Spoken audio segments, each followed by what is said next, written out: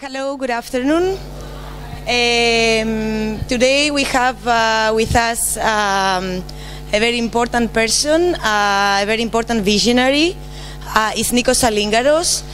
He's a mathematician, but he has been working a lot in the field of urbanism, trying to find new ways of how we can make proposals for our urban environment. He has been collaborating with Iaac since last year, and I would like to read some things about him for the ones that they don't know. Nikos Salingaros, MAA PhD, has derived design rules through scientific inquiry, which replace images driven by ideology. He's the author of 6 monographs on architectural and urban design, translated into 6 languages, and over 130 scientific papers. Dr. Salingaros is a leader in the developing disciplines of complexity and biophilia. He was selected by UTNE Reader as one of the 50 visionaries who are changing our world in 2008. In Planetizen's 2009 survey, he has ranked 11th among the top urban thinkers of all time. He is professor of mathematics at the University of Texas at San Antonio. And today with us, I don't know what he will be talking about. Again, I guess about complexity in urbanism. So thank you for being here with us. And please help me welcome.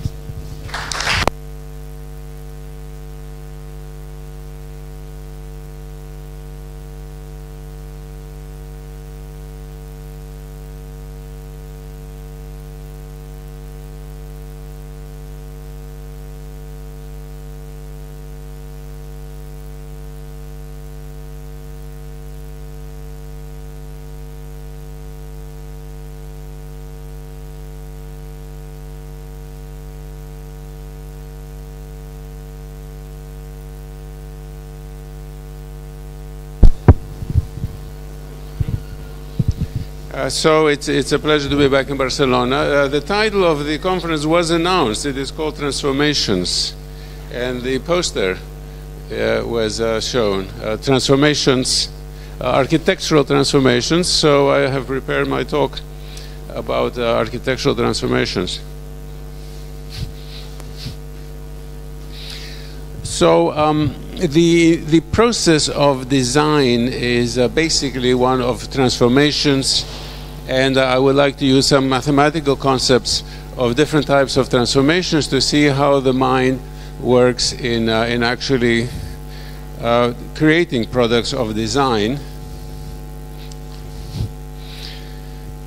The human mind adds and superimposes elements or ideas, and then transforms those elements in order to create a connected thought. So we can think of pieces of a jigsaw puzzle that we work together. We have all these different types of stored information in the mind that we draw upon subconsciously when we design something, and we use a piece of the jigsaw puzzle that we put together in order to make a design. So this has been discussed in architectural theory as a sort of form of bricolage, where you use elements that you have available and put them together in no particular order in order to create a design idea.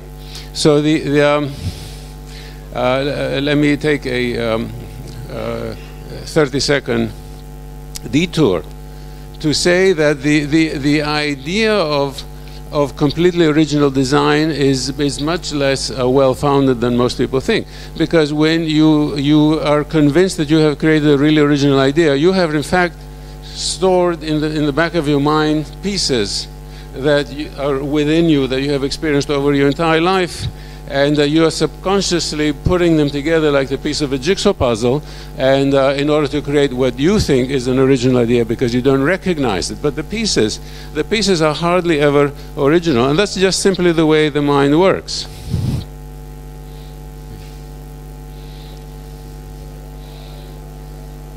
And how do we go forward for the next left or down? Okay, here we are. So suppose we have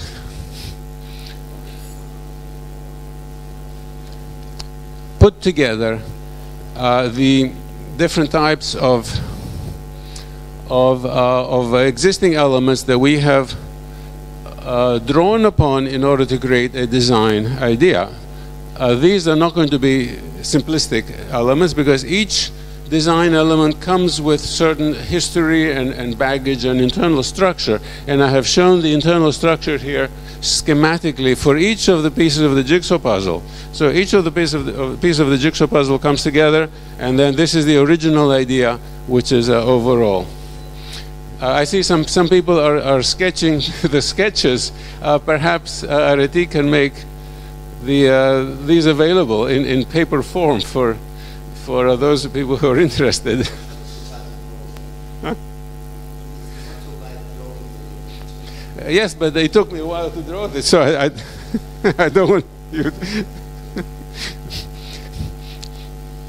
So the point I wish to make is that we have here the original design created from pieces that existed in the mind that we have used, and perhaps we have taken from a totally different application. We have seen something for the manufacture of car wheels, and we want to create a new piece of suburbia outside of Barcelona. So without realizing, we are using this idea that we have seen in order to erect or create new type of urban spaces. Okay, so this is one piece, and I'm talking about many, many pieces that come together for an original idea.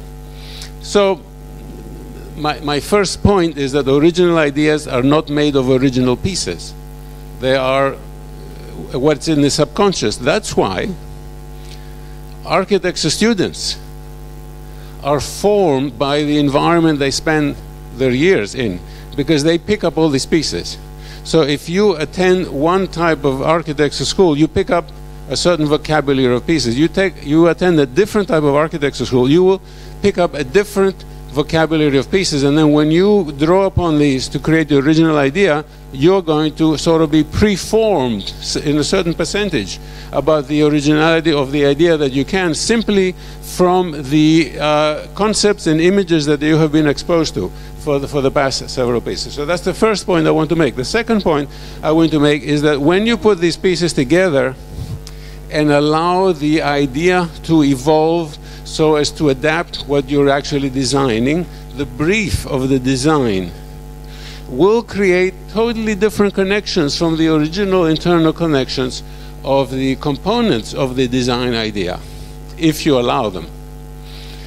So the internal complexity now is increasing in order to adapt to the goal of the design idea. So a good design will maintain a certain degree of complexity. A very good design will increase the degree of complexity, and I will distinguish between different types of complexity, will increase the degree of complexity, but a very poor design will decrease the amount of complexity that comes from when you put the design ideas together.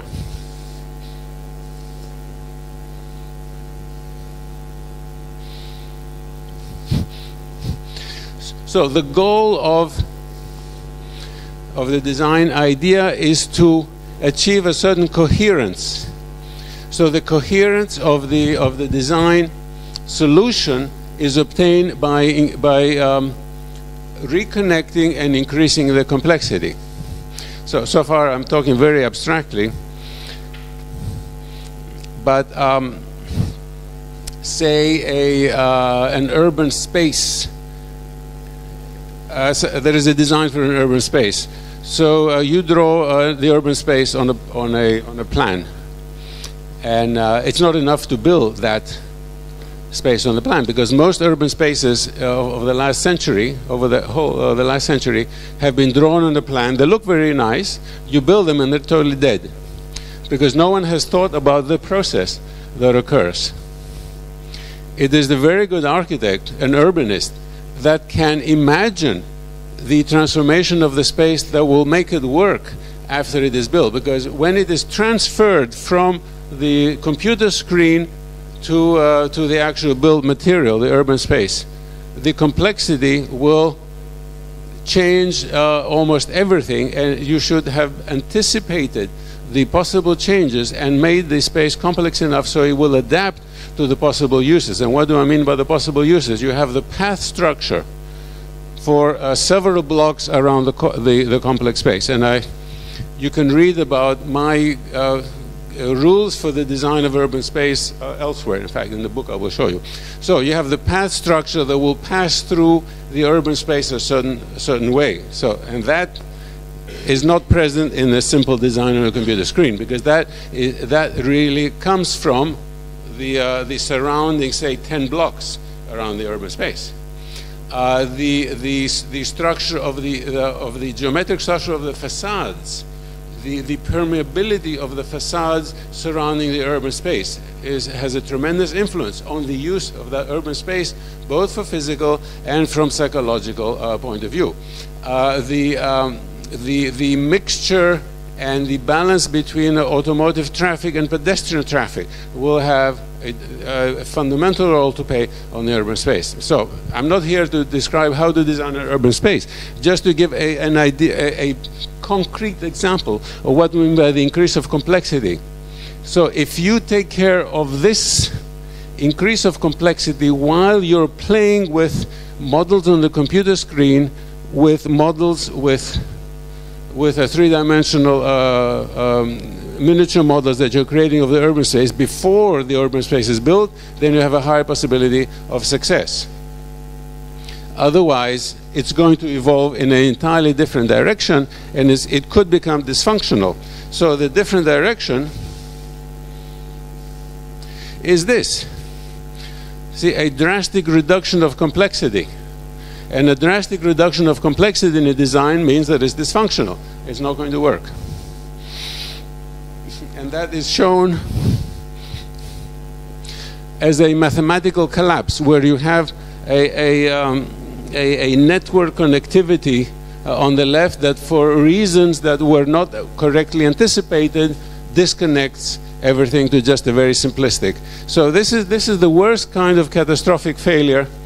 Not that buildings fall down, but the buildings are put up and they don't work. Or streets are created and they don't work. Or urban space is created and there's no urban space because nobody wants to use it. So this is the catastrophic collapse of complexity. And of course, as architecture and urban design students, this is to be avoided at all costs. This is the failure of the whole field.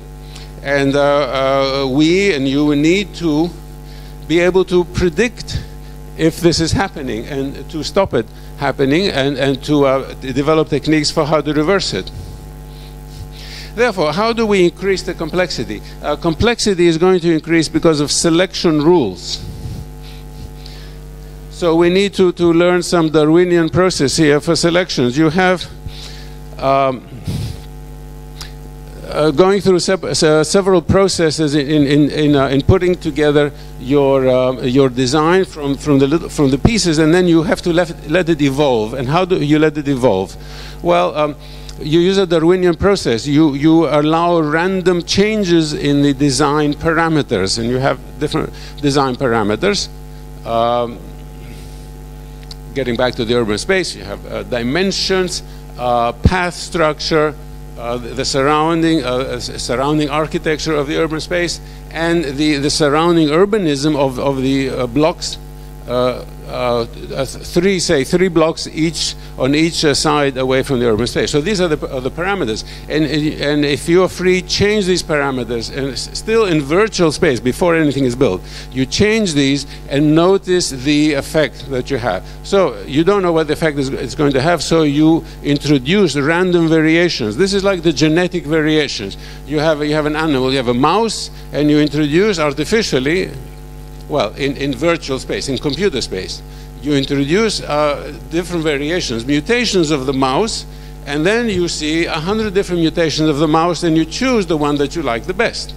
Okay, if you want to, if you're making a virtual mouse, you want to make it with a long nose, so you choose the one that has the longest nose. So you, of course, this is the way nature has selected, and we are copying in a very simplistic way the way that nature has worked to create a genetic code. So here is your random variation. You start from your initial design, and you are adjusting and creating different variations, and you're picking one or more of these. For simplicity, I've chosen just one, and then you run the process again on that particular choice, and you go on for many steps, as many steps as you have time for and your software allows for. So here we have generated random variations, and we have a product at the end. So you have selected at each point.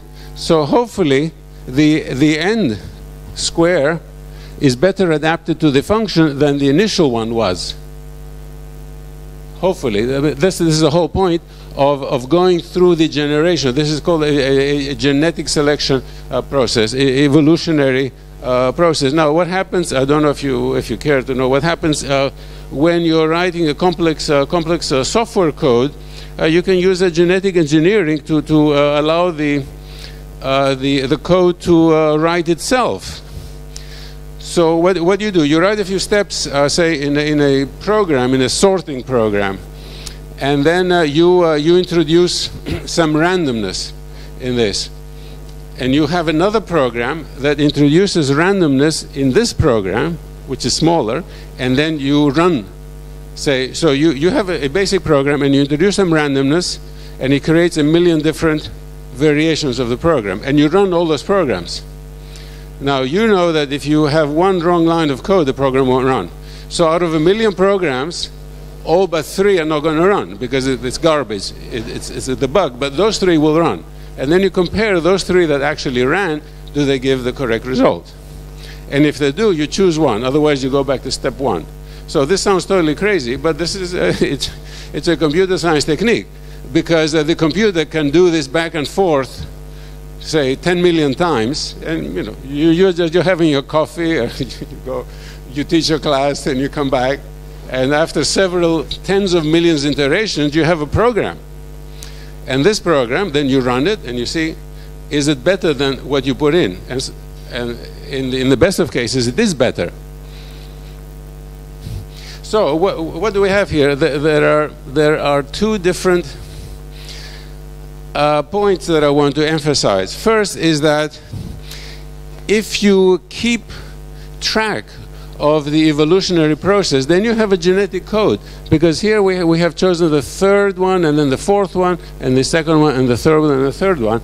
If there is a structure in this, then you can write down the genetic code, and you can reuse the genetic code, so that the organism then can grow without having to evolve each time. And this is what the embryo does. The embryo evolves inside, the mammalian embryo evolves inside the womb, inside the mother, and does not really evolve.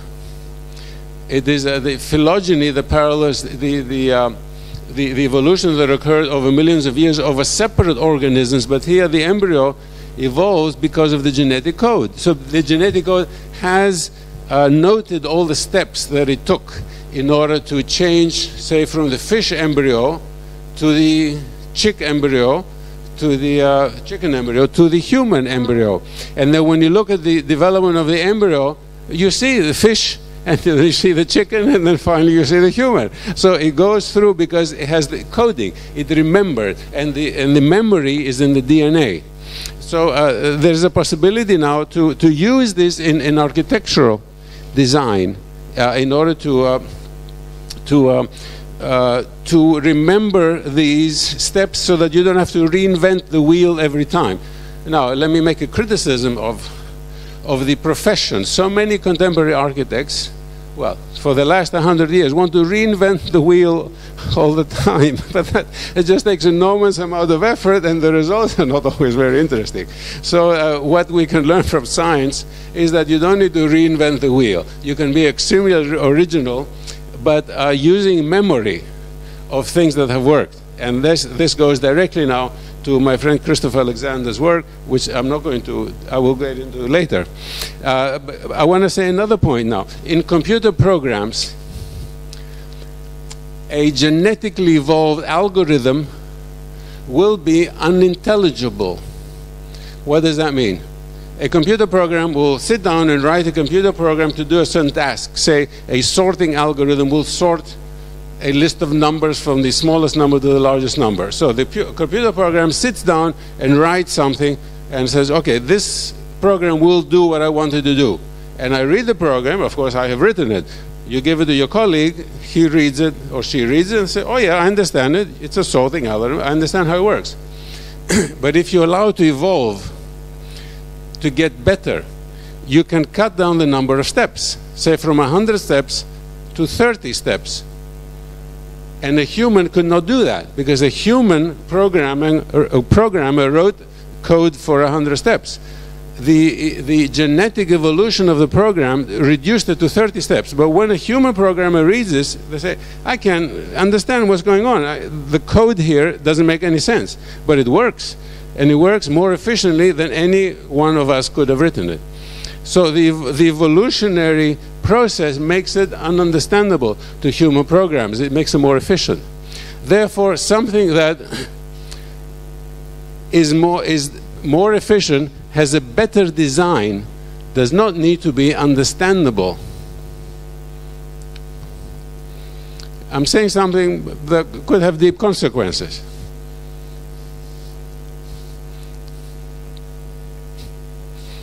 So, and how do we use this? Well, let me tie this to the memory. Christopher Alexander proposed many years ago. We have evolved algorithms for design on the architectural scale, on the urban scale. These are evolved. They have worked for thousands and thousands of years. Okay, many of them can be used today. We don't have to understand why they work. All we need to do is to make sure that they do work, and then we can reuse them. So that's using architectural memory.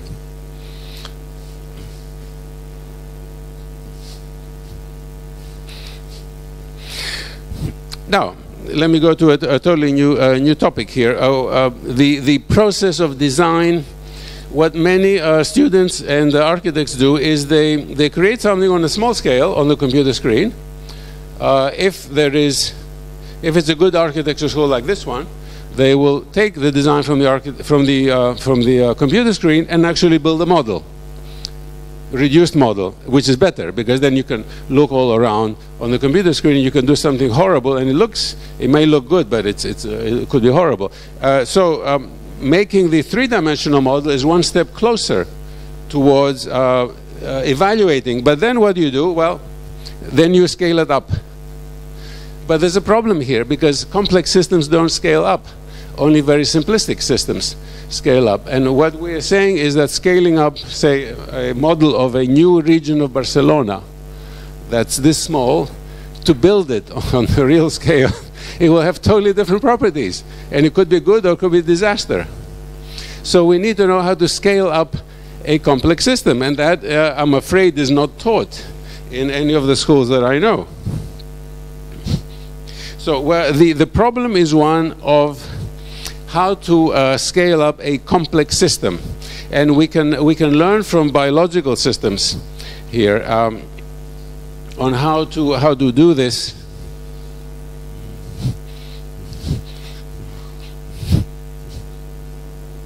Let me start from an example. We have an example here that has a certain, we look at the internal complexity of this example on the left, which is the model. The one on the left is the small model. If I want to do an analogous function on a much larger scale, I have shown here that you cannot just simply scale up the original model. You have to scale it up and introduce totally new complexity for it in order to work.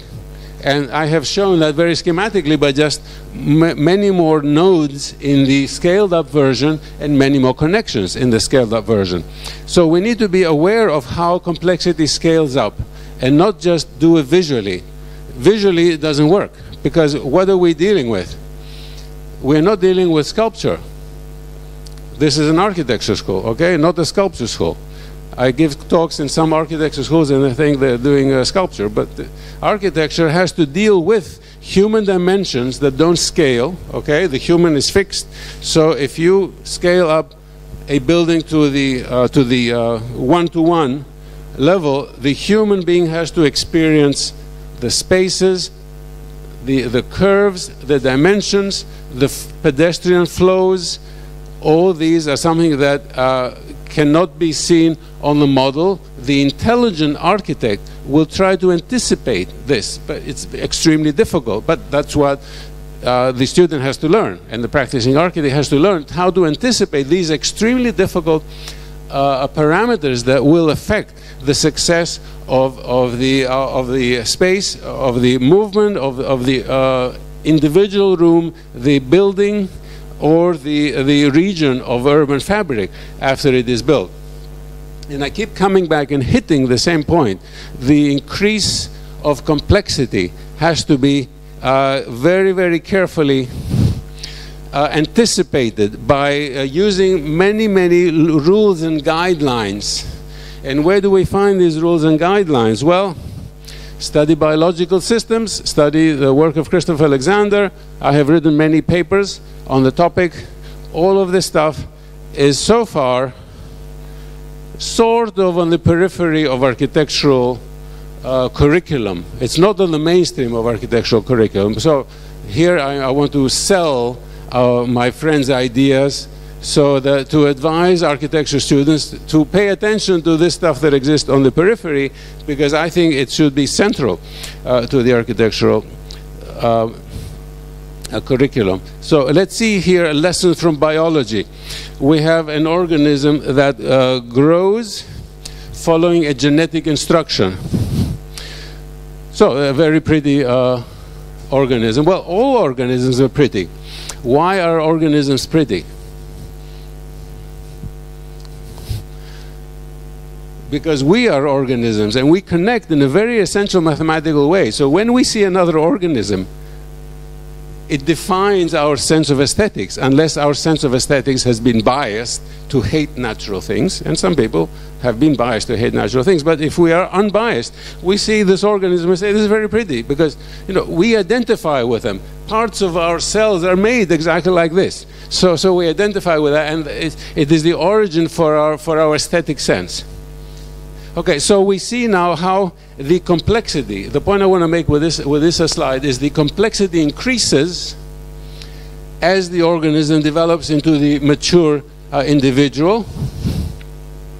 And bearing in mind that many organisms have life cycles, so they develop into a mature individual and then they change.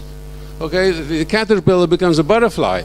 Beyond our wildest conception of architectural form, because we think, okay, we're going to evolve the design from the left, from an unformed, vague idea, put together pieces, put them together, evolve them into, say, our building, and that's our building, and that's the end of the building. Okay, but nature goes several layers more, because the caterpillar makes a pupa, and the pupa makes a butterfly, and then the butterfly lays the egg, and then the egg creates. But anyway, this is just to throw ideas out to excite architecture students who have to spend hours and hours and hours doing very dreary work. So hopefully these are exciting ideas. Now the architectural analogy is not the same. The architectural analogy increases in complexity, but does not use the same biological rules, because for architecture, there are rules for adaptation.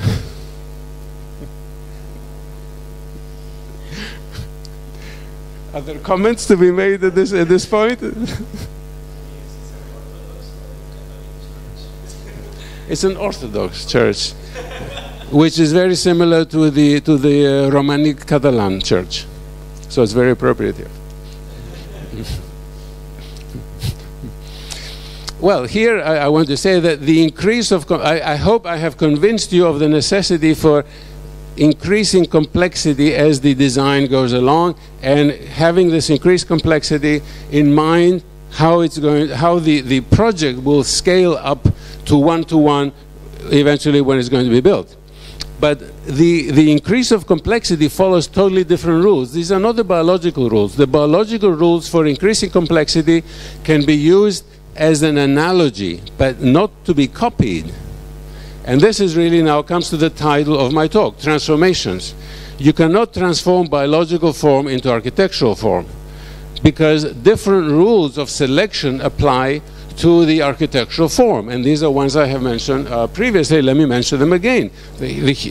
How the human body and human functions and human sensibilities, which is the human psychology of the perception of spaces and surfaces, plays out, because human beings will use whatever is constructed architecturally. Human beings will use the interior and they will use the exterior of these spaces. So these are totally different selection rules that have nothing to do with biological selection.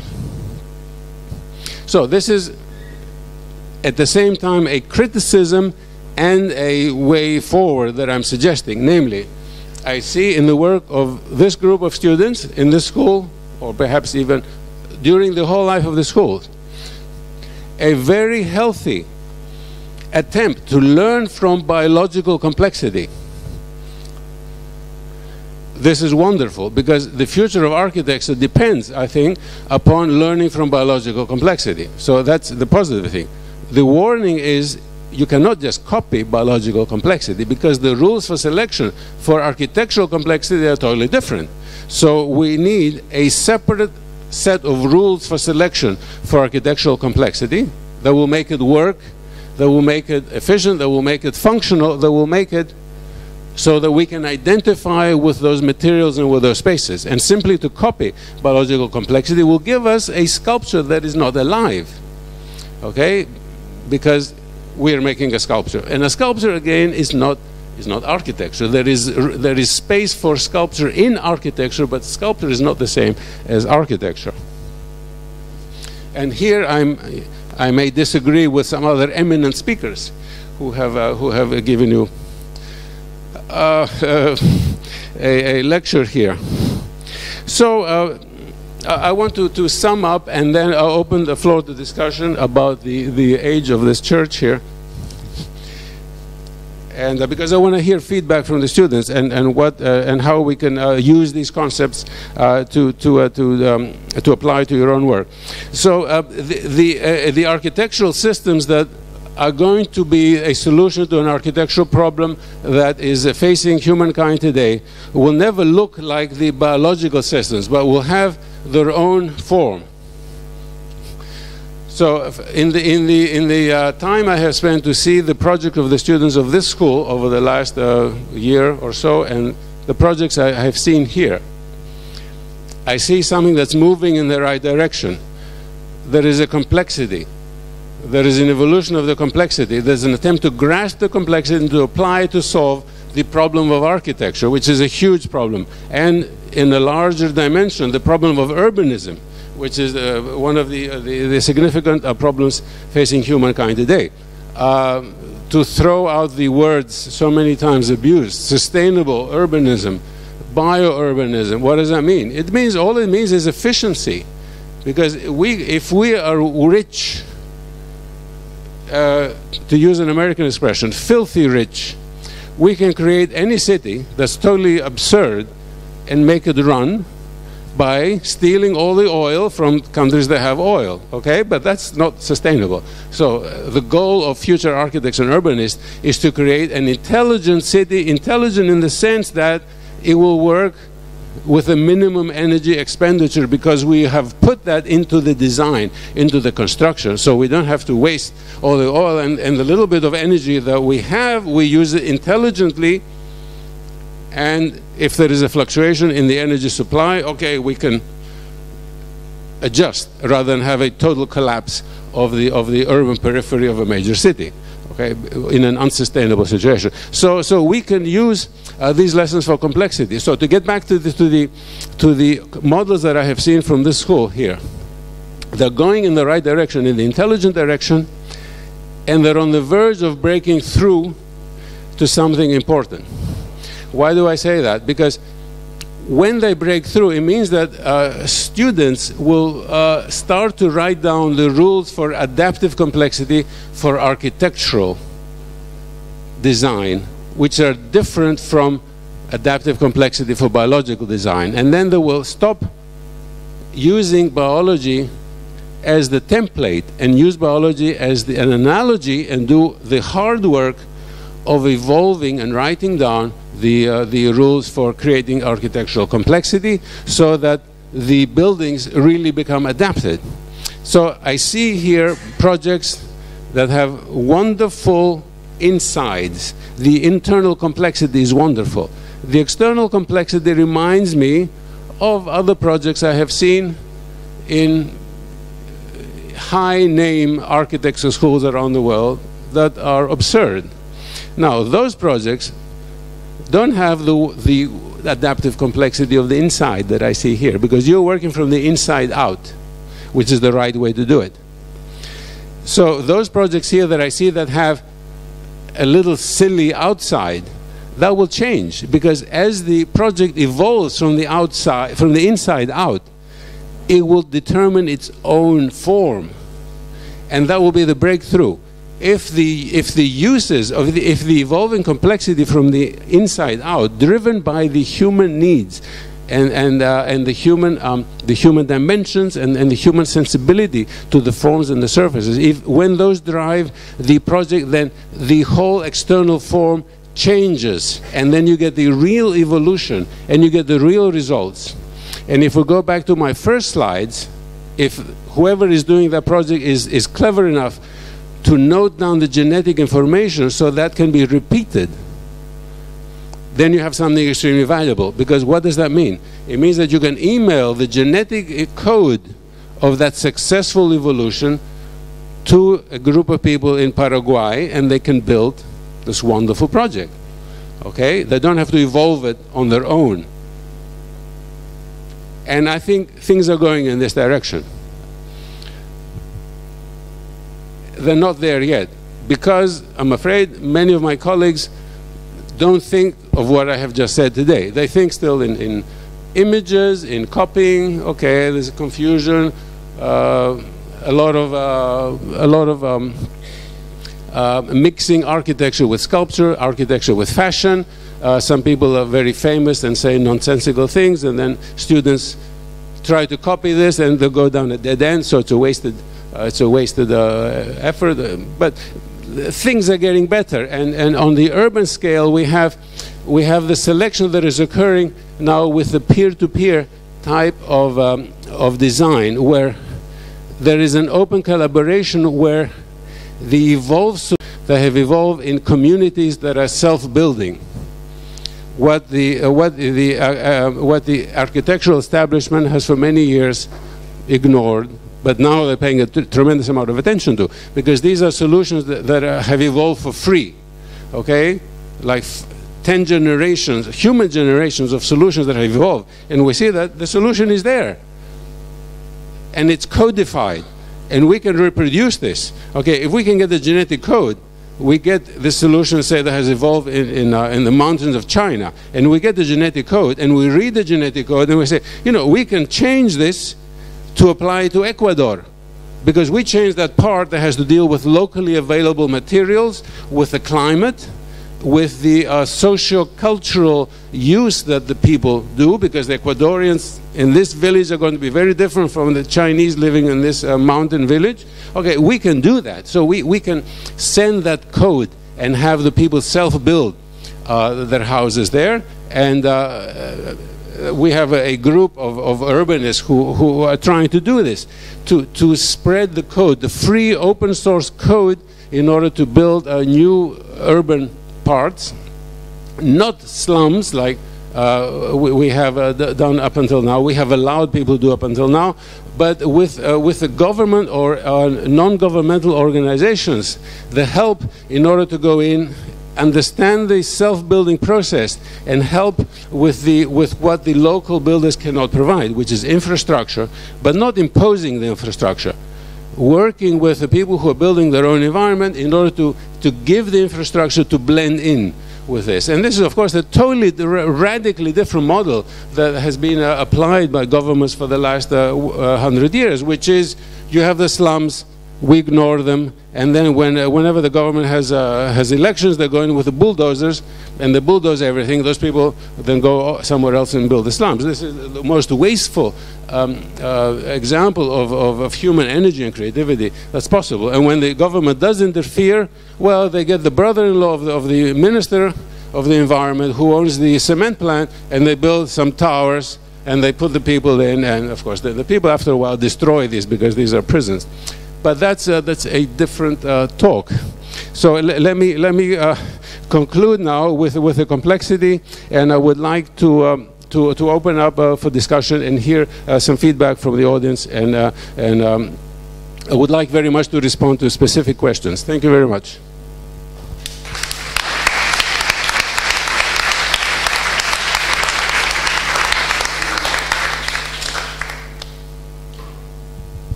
Again, how important do you feel like this sort of overlapping of research and overlapping of sort of just mixing these different industries are important to our education? Should this be something that should be mandatory within the future, or do you feel like this is just maybe sort of design aesthetic even? I mean, we see the sustainability within it for sure, but how mandatory do you feel like this should be within our process?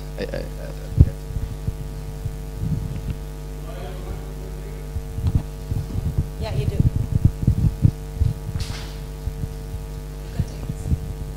No, but then it should be for the... Is this on? Hello? Yeah, well, I don't like the word mandatory. My answer is that this is central. I mean, to my work, these are central concepts for design, and these are central concepts that will permit the design of the future, and I think will allow the evolution of a truly sustainable and human adaptive built environment, which we don't have now. So I think these are central. Now, as far as mandatory, well, you know, that word is tainted with power plays. Most good architecture schools do have power plays, and they mandate that the student does certain types of things, and the majority I don't agree with what they mandate. I think a good architecture school will recommend a direction that the student follow, not mandate it, but recommend. Make it available, freely available, provide materials, encourage the students to learn all they can.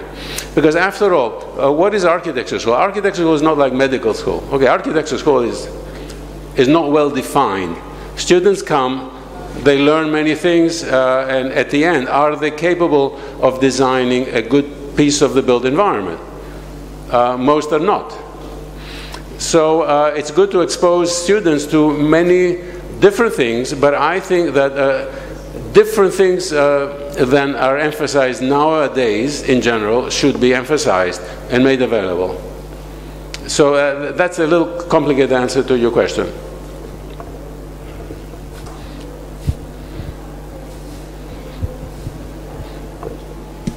Hi, good afternoon. I have a question.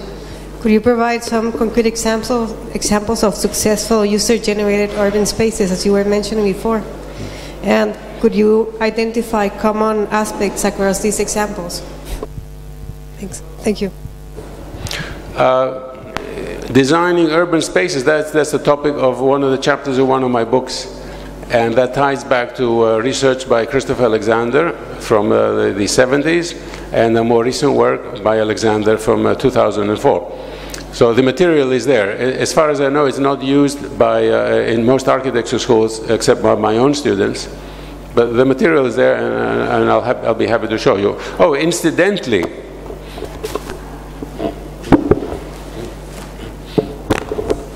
I have brought a copy of my latest book here, 12 Lectures on Architecture, which I don't believe exists in the library. So here is a gift for the IAC library, and you can follow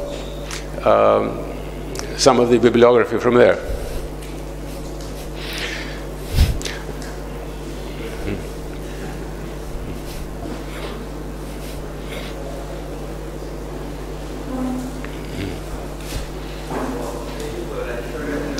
The microphone is not on.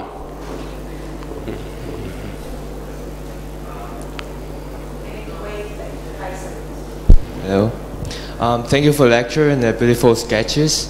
In your lecture, you have made the relationship between the genetic evolution and to try to use this programming in architecture design. But I have two questions. First, like, the rule of the selection of nature is really simple.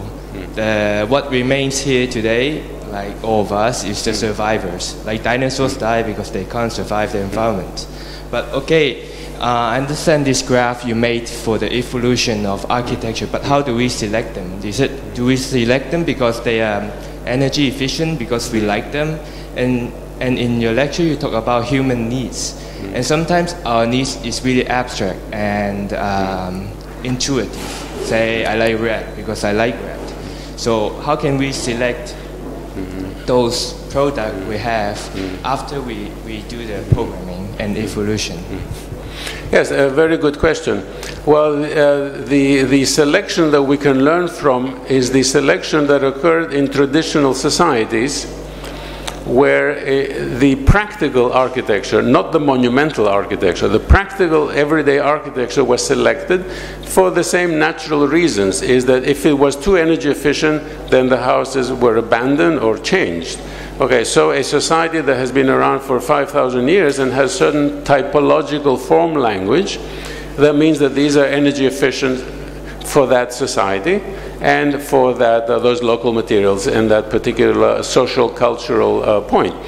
So we can, first of all, we can reuse some of those examples today because they are already evolved. So we can use them as pieces in the in building today, which is something that's taboo in many architecture schools. So I'm reintroducing this notion. The second point is answering your question, which is we can follow the process of selection in traditional societies and try to mimic that today.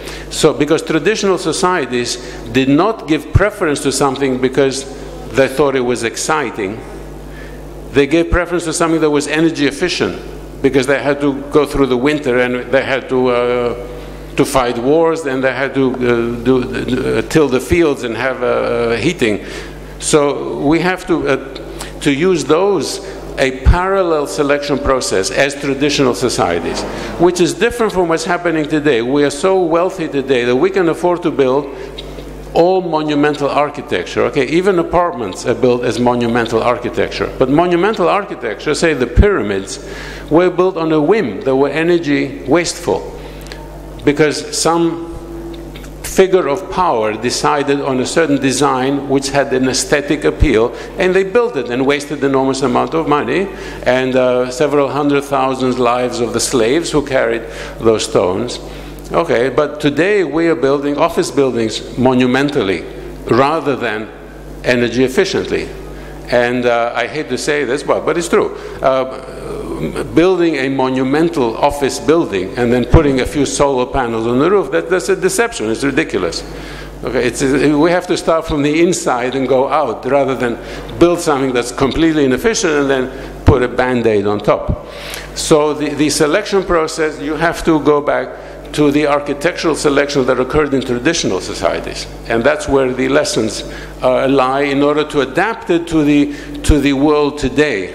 Okay, but the world today is driven by the monumentality and the spectacle and the aesthetics, and it's very difficult to get rid of that, to look behind that to the real human needs. Okay, do I make sense about the distinguishing the abstract aesthetic needs of a over-wealthy, over-fat society that we have today with the basic human needs of people who just need to survive and have human contact and have their daily lives.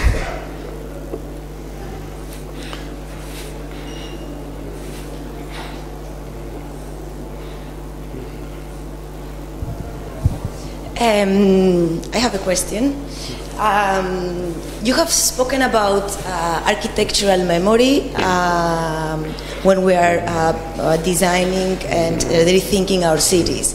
So I have two questions related. First one is related with this architectural memory in terms of timing. So in which moment of the city evolution do you consider that this architectural memory has been lost? No? So what was the section moment of the history of the cities that we lost all this kind of traditional way of finding the efficiency, on the one hand. And on the other hand, thinking that the cities are actually the shelters, quote unquote, that will host this kind of very fast growing population. I wonder, how do you see phenomena of mega cities that are really growing in Asia or in other parts of the planet, such as linear cities across, for example, coastal lines or sprawl phenomena. So how do you consider the scale of the city in terms of complexity, and whether mega cities should function differently from urban areas with a smaller, let's say, scale? Well, the answer to the first question is very simple. 1920 is when everything broke down, with the introduction of certain abstract geometrical schemes that were never tested. And then when those geometrical schemes were applied after the Second World War, because of the bombardment, they were found not to work. But we keep reproducing the same failed typologies. So that gives you the time for the first occurrence. But incidentally, it shows a remarkable and alarming feature of architecture and urbanism. A typology or group of related typologies that is built full scale and is found to be dysfunctional, that cannot be repeated, because when we're talking about evolution, okay, nature, if nature creates a dysfunctional organism, then it dies, it does not reproduce, it's finished. But we keep repeating and reproducing artificially dysfunctional urban typologies every day. So we're not following the selection. Now, your second question, what happens with megacities? Well, we cannot control the growth of megacities. We, say, accredited architects working hand in hand with honest politicians, can give guidelines in order to make sure that whatever city of whatever size works more or less well. And I think that the key to this is to make sure that each city works well locally. Every isolated point of the city is a node in the network that covers the entire megacity. Okay? Whether if it's in a village, this point goes to the entire village. If it's in Beijing, it goes out hundreds of kilometers. If we have guidelines so that each point works more or less well, then the cities can grow. We cannot influence the growth of cities. We are not the Chinese government that can draw a line and say, nobody is going to move in to this line. Everyone who will move in will be forcibly repatriated to the Tibetan border. Okay, we urbanists cannot do that. So, but we can actually do many things. We can have guidelines set into law, like we have ridiculous guidelines set into law today, like zoning. This area is commerce only. That's totally ridiculous. Okay, so zoning was a ridiculous idea, but it's still all over the United States. It's a law. If you do something else, you break the law. So we can introduce good laws of urbanism so that an existing part of the urban fabric, say 1 square kilometer that works well, introduce legal guidelines that will make it continue to work well, so that as the city grows, nobody's... oops. nobody is going to cut a highway through this urban fabric because it is working well. So there is Christopher Alexander and some of my friends have introduced the idea of these guidelines where you do a medical diagnosis of a city and you change the city where it is working least well. So if you're going to make a road, identify where the city has broken down. So you make a change there. But where it's working well, you leave it alone. Now, this sadly, is the opposite of what's happening in the East, where parts of the old cities in China that have worked well for, say, 1,500 years were bulldozed in order to put a skyscraper and an accompanying highway. That will never work well. So it was exactly the wrong urban decision to make because something has worked well. In the self-built settlements, which are called slums, say all over the third world, some are horrible, some are actually working well. The economy of Dharavi in Mumbai is on the par with the most fashionable parts of Mumbai, so it's working well. So what do we do with Dharavi? Well, I happen to be interested in Dharavi because the local government has sold Dharavi to some wealthy developers who want to bulldoze it, throw all those people out, and sell it for very exclusive apartments. Well, this is a crime against the urban fabric. What should be done is to go in and selectively put in the infrastructure, because you have something that is working, that has certain basic dysfunctions, no electricity, no water, so you go in selectively and you put those in. That is the solution. So these type of guidelines that diagnose what is working well, respect what is working well, make small-scale interventions in order to make things better. But all of this depends upon having an idea of the complexity of the working city that's totally different from what most, I might say, government planners think of today. Government planners think of images. What are the images that work well? Well, the images in the United States of downtown Dallas, but I lived in downtown Dallas, it's dead. It's not, first of all, it is dead from a social point of view. Secondly, it is totally unsustainable because it depends upon oil coming from Nigeria or Saudi Arabia. So these are the wrong kind of images. But there's still, there are these images that are clouding the minds of politicians. So the type of urbanism we are proposing is a much more human-involved urbanism. I hope that answers some of the question. Yeah.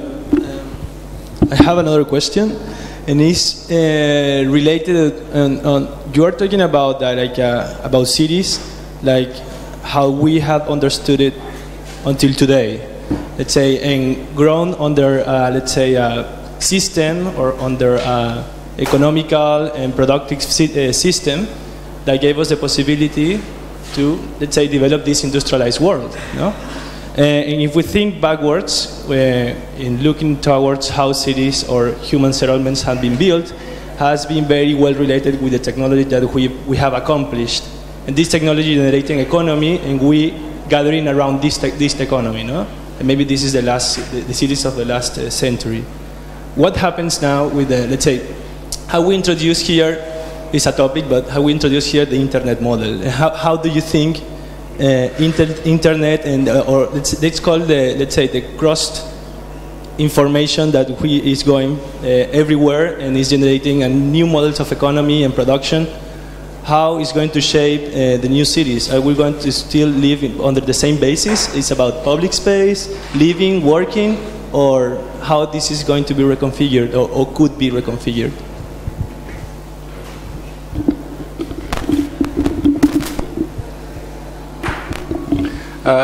The internet provides the key to saving cities, but that doesn't mean that cities will be saved, because those decisions are made by politicians and by large economic powers that push politicians to do what they do, namely construction industry, other financial powers.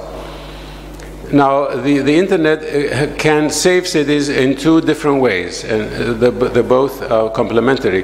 The first one is that the existence of the internet makes old arguments for huge infrastructures no longer valid.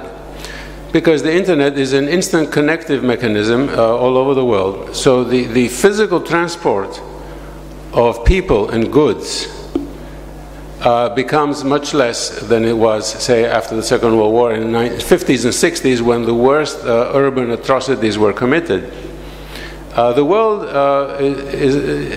is slowly waking up to this possibility, even though much more infrastructure is continued to be constructed than necessary. But the opportunity is there. Okay, the movement of information, which includes goods, people. I would say 80% of that movement is totally unnecessary, and that wastes a lot of energy. So that 80% unnecessary movement can slowly be taken down and is already being replaced by the internet. So that's one, very, very important. The second, also important, is that the internet has allowed the information explosion about architecture and urbanism. In the 1940s, when some government planner would propose, let's destroy the historic center of this ancient city and put skyscrapers and highways through it, people could not react as fast and as in an organized manner as they can today. And people were not as informed. Now, today, you try that in some places, and there are going to be 30,000 people on the internet immediately complaining that this is a crime against this particular city. So the information is there. Not everyone is aware of this, but many, many more people are, and people are interested, and people are finding out, and there is slowly occurring a reversal of the values of authority. And let me get into politics here.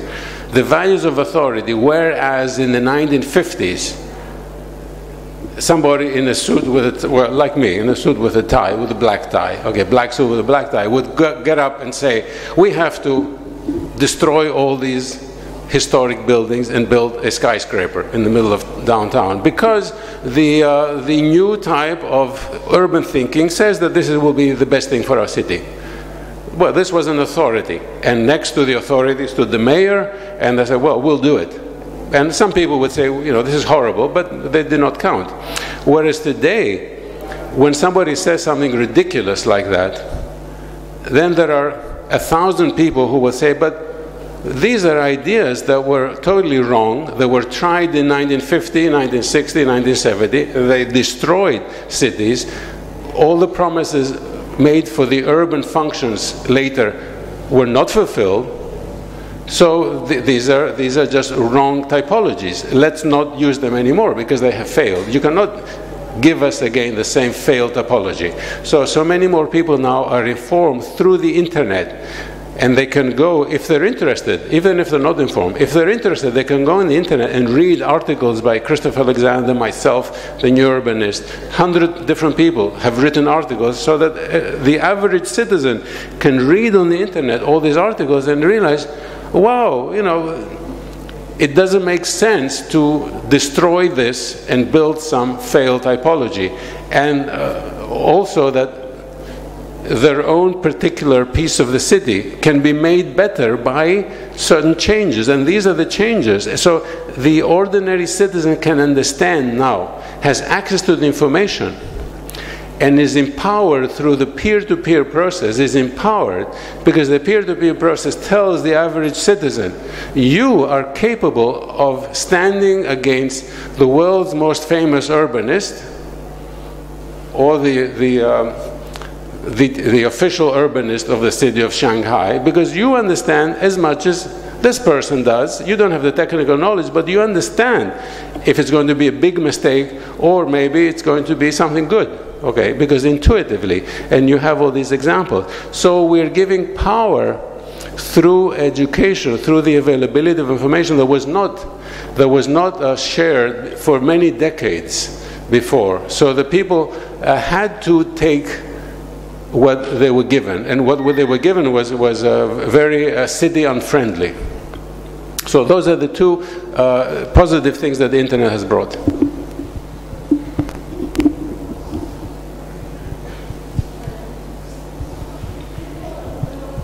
I keep looking at that drawing there.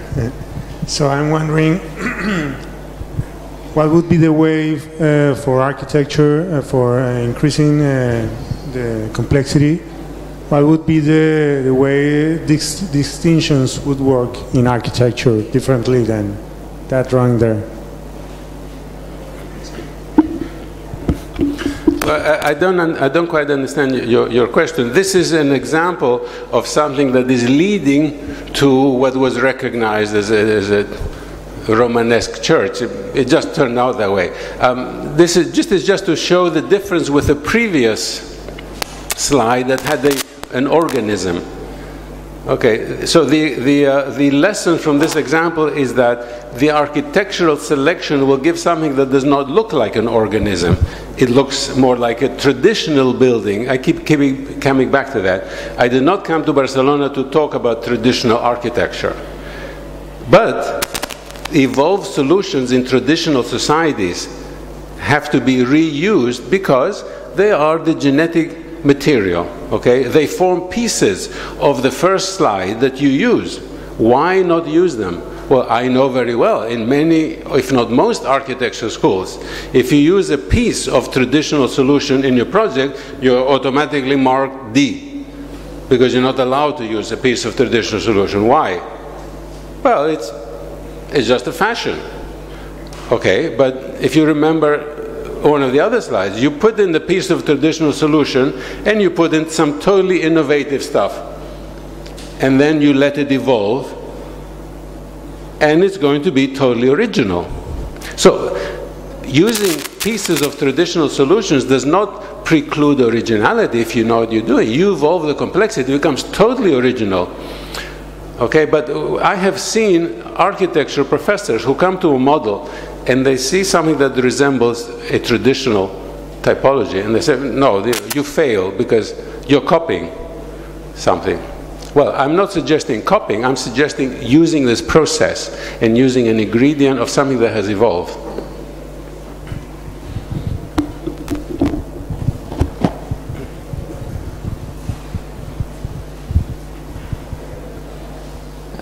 I would like to ask you, so one of the things that technology allows us is to make better and better measurements of the environment, of the city, of buildings and whatsoever. And this speech about smart cities or intelligent cities that are more and more measurable, sometimes I think, well, the result is very good in that it allows us to better understand and analyze the way people live and use the city. But I would like to ask you, if there is a possibility that when we take these measurements and integrate them in the design process,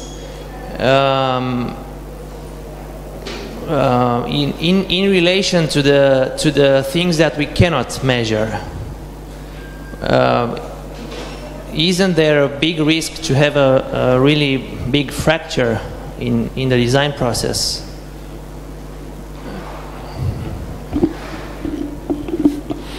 I would like to draw a very sharp distinction between the Intelligent City project created in this laboratory and in MIT, which measures data about the environment and then uses that to feedback to get a model, which is a very intelligent way of monitoring the environment and adjusting the building to the environment. That's not what I have referred to here. What I refer to here is a totally different set of measurements, measuring the human response to the environment, not the environment itself, measuring the human response to the environment. And those measurements are made. So you measure the physiological and psychological response of human beings, namely the skin temperature, the blood pressure, the pupil contraction or dilation. There is a voltage, electrical voltage on the skin, and various hormonal levels. So these can be measured real time now. These are very recent medical technology. So we are able now to measure the response of experimental subjects who enter a space and could experience in virtual video space and environment. And then we can measure their response, whether it is positive physiologically or negative, whether it is oppressive or elating. These are the type of measurements that I wish to use in testing a space before it is built. Because if you design a space that you think is aesthetically nice, and you run these experiments, and then the subjects feel oppressed in this space, then you have to give up your feeling of your personal aesthetics and pay attention to the user experience before you build the space. Or if you have a space that is built, you run these experiments and see how you can change the space in order to make it give a more positive feeling. And that determines then architecture from the inside out. So these are the type of measurements that I'm talking, that are really a separate set of measurements from the energy measurements of the environment. Of course, both are important. Both are important because they play a different role in determining the functioning and the communication of the environment. Does that answer your question?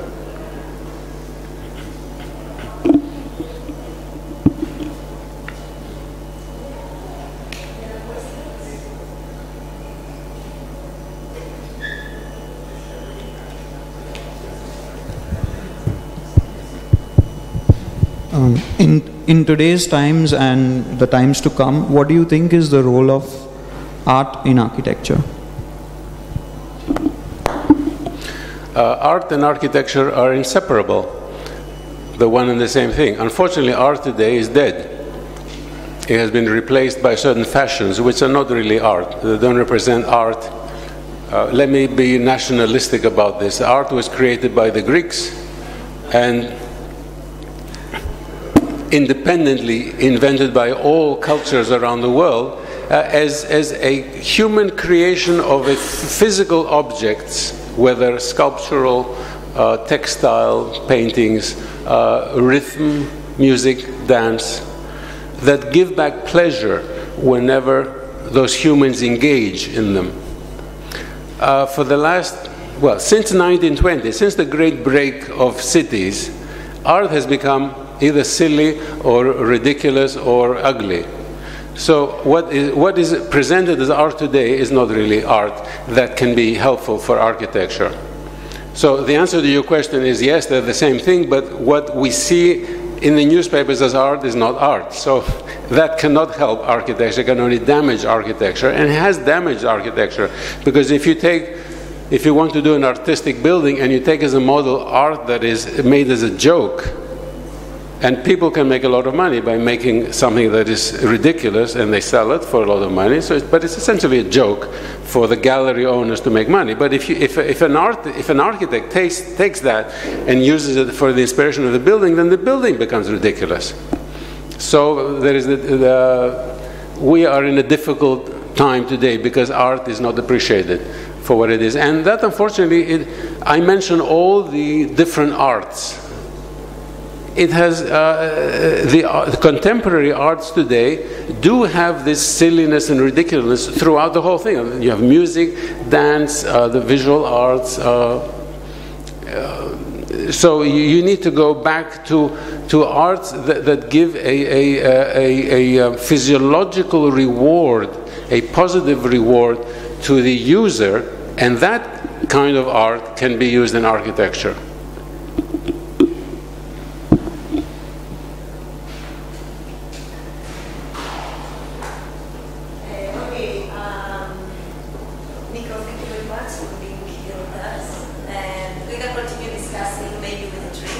Thank you very much.